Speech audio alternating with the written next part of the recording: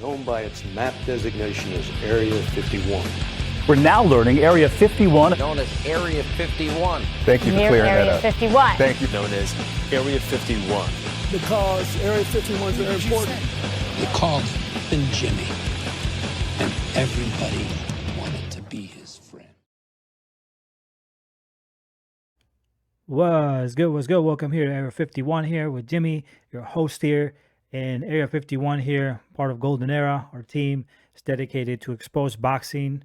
You know, we are big fans of boxers who want to risk. It doesn't matter if you win or lose, as long as you're taking the fight, that's what matters. If you care about undefeated records or, you know, A side or B side or price fighting, all that garbage, then this is probably not going to be a channel for you, because we don't like fighters who give excuses to not fight competition that could beat them. I don't care how much money you make, but if you're not fighting the most dangerous fighters in your division, you put in excuses, then that's just not something you want to see in boxing anymore. So if you have that sort of idea, this is not going to be your channel. Also, if you like, you know, if you're backing up a fighter because he's from your own race or because he is, or your ethnic group, or because he's from your own country, then I'm not going to go with that either, because, you know, we try to be in Golden Era as unbiased as possible when it comes down to boxers, but very biased when it comes down to boxing. Okay, so that's something that it's a staple here in Golden Era. So anyway, let's get to this video. Give us a like, subscribe, and also, you know, make sure that you check out goldeneraboxing.com. It's you know, in Spanish, but you can also translate a lot of the things that we have in history. We talk about all sorts of fighters, you know, in history. So, you know, really good channel to learn about boxing. So as we all know, Tszyu fought yesterday against Tony Harrison. It was a really good fight. Tony Harrison was using his jab well, but he wasn't throwing his second hand. And what happened was that Tszyu, little by little, started to catch up with him. He has a solid defense and started to walk him down and just eventually just flood him with good shots, especially second hand shots, where Harrison seemed like he didn't want to respond. Like, Harrison had the opportunity to counter. He's a good counter boxer, Harrison. But I feel like he doubted himself because the ring size perhaps was not big enough for him. And normally the style of fighter that he is, he needs a bigger ring. So that's maybe one of the reasons why he, you know, was having trouble. Some people were saying that, you know, Tszyu, well, actually, I'm going to get to that in a second, but Tszyu beat Tony Harrison, and, you know, in the 9th round, he was flooding him with uppercuts, and, you know, Harrison just couldn't do it. But Harrison has been a kind of inconsistent fighter, you know, with Brian Perella and other fighters that he was taking. Like, you know, he doesn't seem like he was really consistent. He did well against Sergio Garcia, but Sergio Garcia is not a big match. He didn't beat anybody. He was a European fighter, a fighter that came from Spain, and he wasn't really proven. He did well against Fundora, but that was really it. But he did well against a fighter that just wasn't, in my opinion, ranked really high. But then when he fought Tszyu, I think the levels changed, and, you know, the result was obvious. Now, there are some people, especially around the black community, and like I said, I'm here to expose the truth. I'm going to talk bad sometimes about Latinos, especially what they say about boxers. But today, it's going to be about blacks. A lot of them are saying that, you know, not all of them, but a few of them are saying that the fight was stolen, and, you know, that he had a dive and everything else. And it's just a sore loser thing. In my opinion, you shouldn't say those things, because now what you're doing is that anytime that a fighter loses against another fighter, it's always going to be a dive, or he did something else, or he didn't show his full potential. So if you're giving that standard, that's the standard that they're going to give to all these different fighters, and it's just not worth it. Okay, he lost because he just wasn't good enough, and that's the truth. Okay, that's the truth. So now Tszyu is in a position where, you know, he's obviously the WBO interim champion. He was going to fight against Jermell Charlo, but Jermell Charlo injured his hand. I think Jermell Charlo did good. Some people say he was a boy suit. That's not true. Jermell Charlo and any fighter that gets injured should not fight, because the day of the fight, it's not an excuse when you say, oh, I lost the fight because I was injured. Well, why didn't you say it prior to the fight? Because the doctor asks you when you get in the ring, are you ready? Are you sure everything is good? They always make sure that everything is okay because they can get sued if they're not. So he said what he had to do. Andrade, he got injured too against Zach Parker. And he said, okay, you know what? I can't fight. So he couldn't make the fight happen. He tried to make it afterwards, but they lowered his purse bid, which was a really messed up thing to do because that tells me that, the agenda of boxers, not to pair up Canelo with Andre was a strategy. But anyway, I'll get that in a different video. But the guy got injured and, he fought Tony Harris. He could have fought somebody else. He could have fought somebody who was ranked way lower.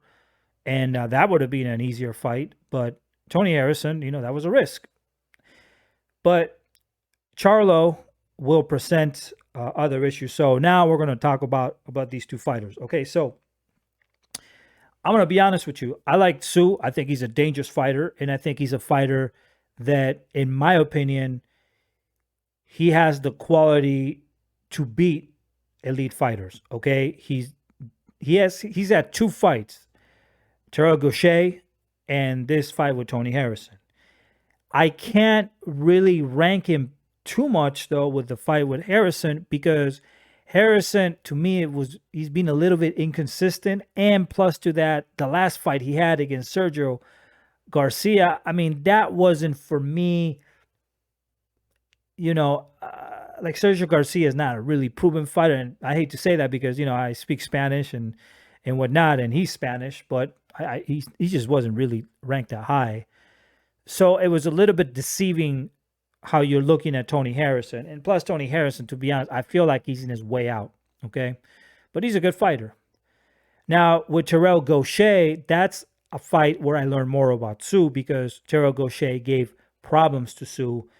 He actually put him down in the canvas a few times, okay? No, sorry, one time. But then Tim, learned, and he started putting more pressure. And then when he put his pressure, then it started to make a difference in the fight. Okay. So that was the toughest challenge he's had. It was against Gausha and not with Tony Harrison. In fact, I thought Gausha was a more difficult fight than Harrison based on what Gausha did with Erickson Lubin. Right. So pressure fighter, good defense, and he knows how to pick the spots when he's taking the shots. The issue, though, is that now you're facing another sort of fighter, and now after the fight, Jermell Charlo said that he really wanted to fight Tszyu, that he felt like there was things that he could exploit, and that he's not the same fighter as Tony Harrison. I believe that as well. He's definitely not the same fighter that he is. But when you look at the resume of Charlo, he is definitely a lot more. His resume has been a lot more difficult than Tszyu's, and also the competition and opposition he's faced is also higher. For example, for me, Terrell Gausha is a good fighter, but I thought Charles Bellamy in his moment was a dangerous fighter as well. He beat Banis Martirosyan at 154 when Banis was a good fighter at 154. He was a dangerous fighter. He also beat him as well. If I'm not mistaken, he beat Charles Hadley. I think Charles Hadley was a difficult fighter, an opponent as well. Then he beat Erickson Lubin, knocked him out in the first round, which was something very impressive. Some people said it was luck, but he beat him. He fought Austin Trout too, and Austin Trout was a good fighter, proven fighter as well. So you can say he beat another proven fighter. He lost against Tony Harrison the first fight, but then he came back and knocked out Tony Harrison. So he beat him as well, and he did that in the 11th round. So he came back from that loss. He fought Jason Rosario. Jason Rosario had beat a few good opponents as well. People don't rank Jason Rosario too high, but to be honest with you, he did beat, and he beat Julian Williams, if I'm not mistaken. And then after that, he also beat. He didn't beat, but he tied against Jamonte Clark, and I thought that was a difficult fight. So you gotta give him. Actually, did he beat Jamonte Clark? I have to check. But anyway, you can correct me if I'm wrong. Then he fights Brian Castaño. They tied the first fight in a very close fight. You got to give it to either or. and then he beats Brian Castano. So if you look at the opposition that Jermell Charlo has had, is being far superior from that of Tim Tszyu, and you gotta be honest about it, okay? And that's going to play an important part in this specific fight. Now, Jermell Charlo, in some of his fights, specifically in the one with Tony Harrison, the first and second fight, I felt like he was doing well, but Tony Harrison was outpointing him. But the problem with Jermell Charlo is that he has an equalizer shot, right? He's a fighter that he has power. I mean, he has 35 fights and I think 19 KO. So that's not a bad percentage. I mean, it's an average percentage, but given the quality of opposition that he's fought, that's about correct. You can't knock out everybody, especially at a certain level.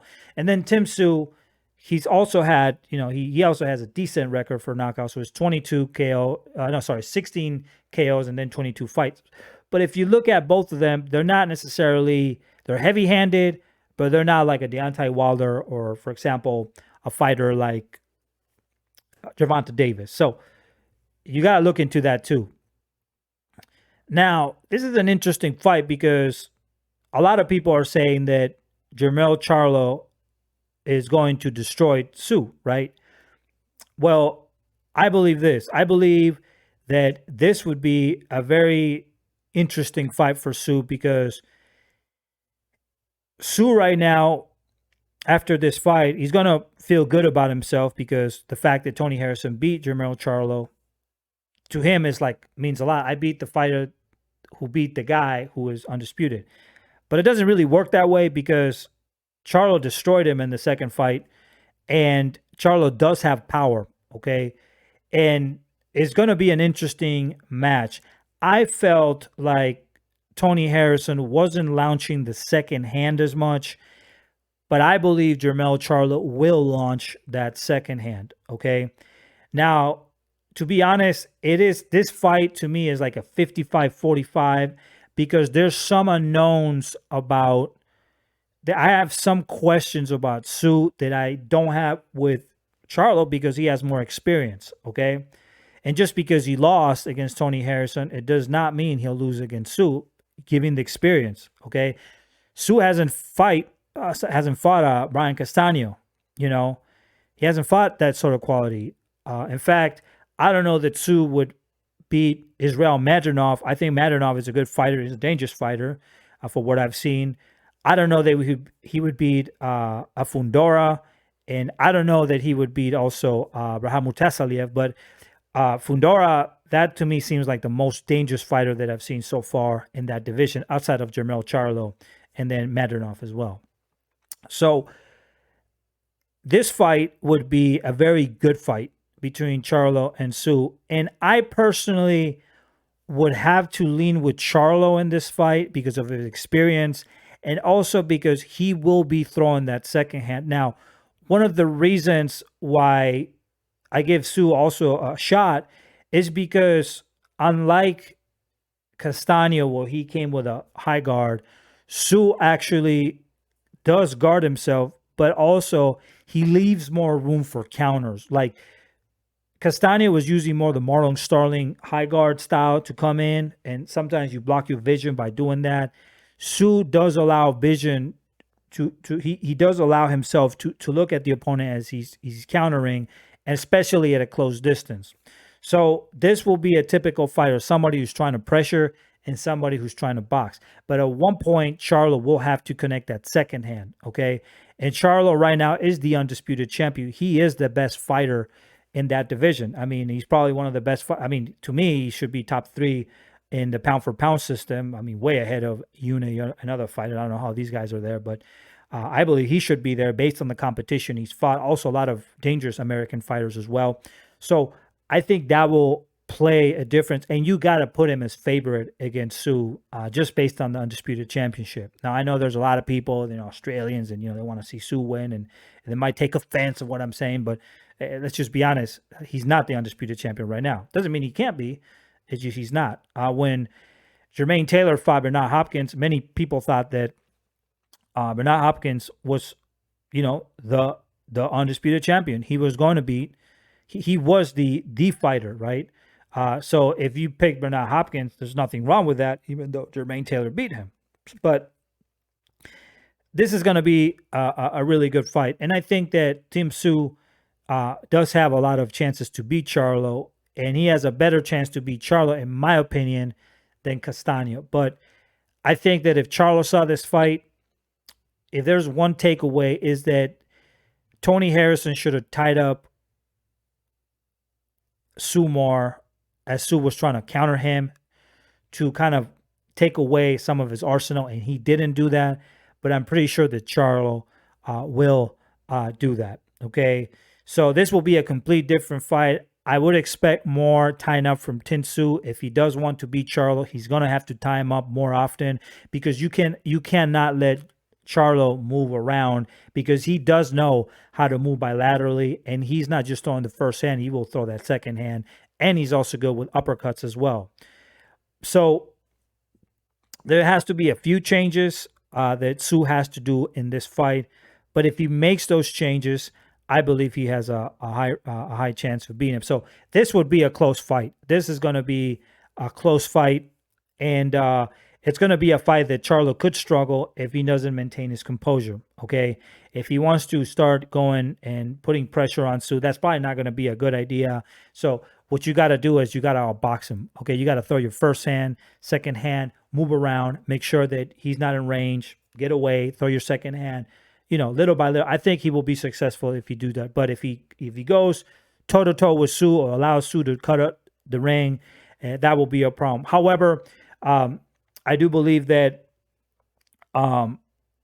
this fight, I don't consider Tszyu the most dangerous fight for Charlo. I personally believe that's Fundora, and I think Israel Madrinov, just because of his way of fighting, is a little bit his leg movement. He has good leg movement. I think those two fighters will be more dangerous for Charlo, and I think either of those two fighters could actually beat Tszyu as well.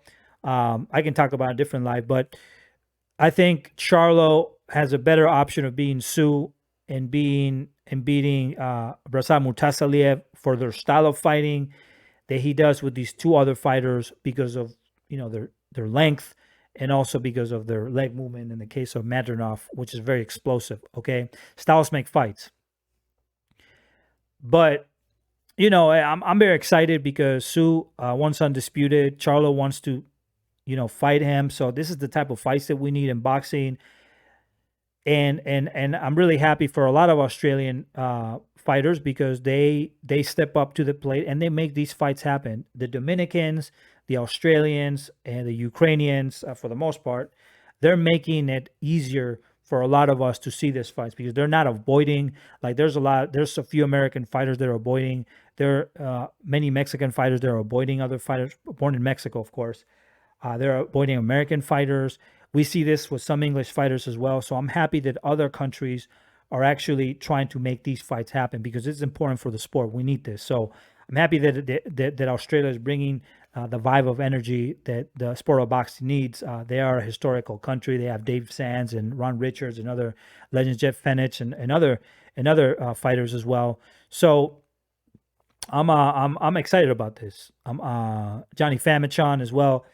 They got good fighters in their history. If you know a little bit of boxing history, Australia has always had decent fighters. Jack Johnson went there, many years ago during the Golden Era age, is what our page is called, and he did exhibitions there too. So Australia is bringing it back, and I'm happy about that. But I have to favor for right now Jermell Charlo, and I'm not saying that Tszyu doesn't have a chance. Of course he does, but just because of everything, you would have to go with Jermell Charlo. Now, if Jermell Charlo loses, then in my opinion, Tszyu becomes undisputed, and now he becomes the dog he becomes the undisputed dog. So that would change everything. If Jermell Charlo beats Tszyu, then in my opinion, he is in the most dangerous division with, I would say 140 right now is very dangerous as well, but 154 is a very dangerous, and it's the pit bull division. We